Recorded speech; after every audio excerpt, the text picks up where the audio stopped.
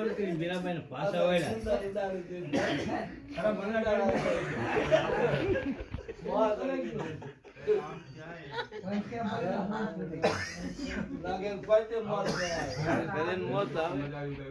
અરે મને બહુ મજા આવી મુકાભાઈ